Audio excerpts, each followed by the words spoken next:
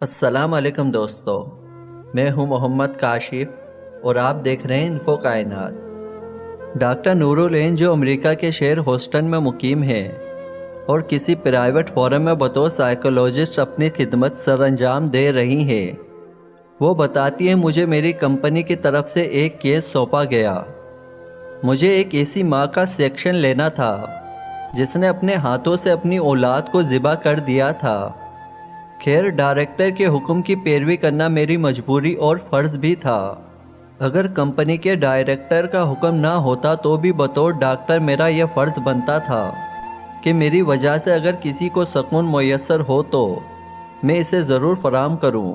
میں نے اس عورت سے روداد پوچھی کہ اس نے اپنے بچے کو ذبح کیوں کیا، تو اس نے بتایا کہ وہ اپنے خاندان کے ساتھ کسی افریقی ملک سے ہجرت کر کے آئی ہے۔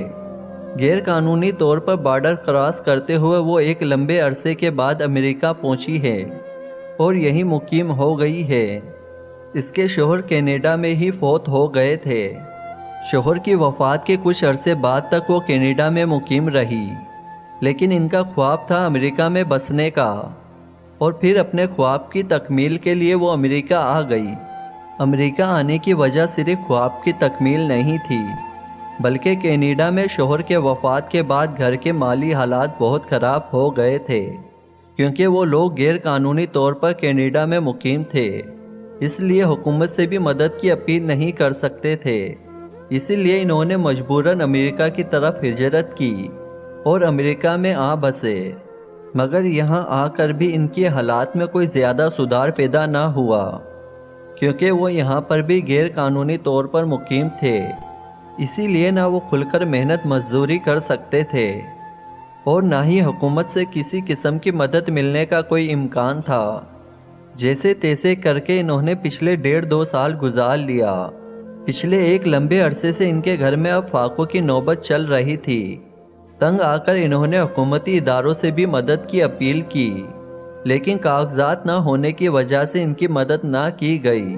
پچھلے کچھ دنوں سے کھانا نہ مل سکنے کی وجہ سے اس کی بیٹی بیمار پڑ گئی تھی اور وہ بھوک کی وجہ سے تڑپ رہی تھی۔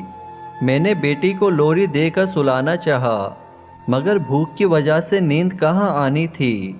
جب اور کوئی صورت نظر نہ آئی تو میں نے بیٹی کو کہا تم 2 منٹ کے لیے آنکھیں بند کر دو، 2 منٹ بعد میں تمہارے لیے کھانا لے کر آ جاؤں گی، لیکن تب تک آنکھیں نہیں کھولنا۔ وہ بتاتی ہے میری بیٹی نے میری بات مان لی۔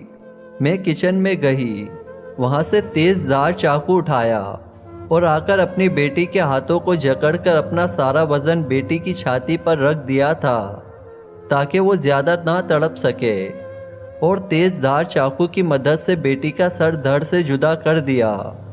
میں تب تک اپنی بیٹی کے اوپر بیٹھی ہوئی تھی جب تک اس کا جسم تڑپتا رہا۔ جب میری بیٹی کی جسم سے جان نکل گئی اور وہ ٹھنڈا ہو گیا تو میں بھی وہاں سے اٹھ گئی۔ صبح میں اپنی بیٹی کی لاش کو ٹھکانے لگانے کے متعلق کسی مناسب جگہ کا انتخاب کر رہی تھی کہ لوگوں کو مجھ پر شک گزرا اور انہوں نے پولیس کو اطلاع کر دی۔ پولیس نے مجھے گرفتار کیا اور تفتیش کی، مجھے سے میری بیٹی کی لاش برآمد کر لی۔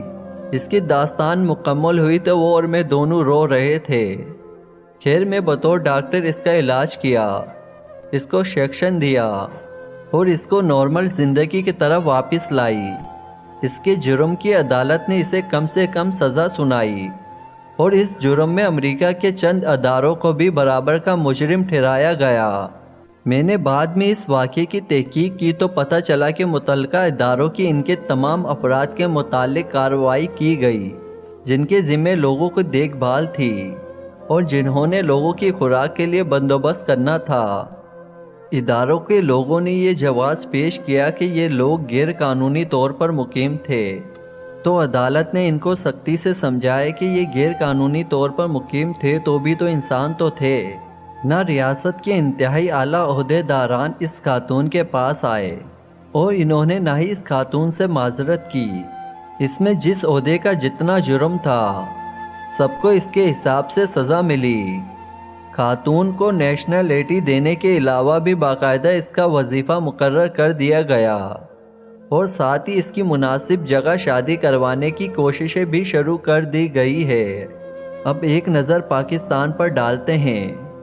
وزیر اعظم صاحب کو بتایا جاتا ہے کہ فلاں خاندان نے مہنگائی اور بھوک سے تنگ آ کر خودکشی کر لی ہے، تو وزیر اعظم صاحب فرما دیتے ہیں کہ لوگ ویسے ہی اس معاملے کو زیادہ اچھال رہے ہیں، نہ تو ہمارے ملک میں اتنی مہنگائی ہے اور نہ ہی بھوک ہے۔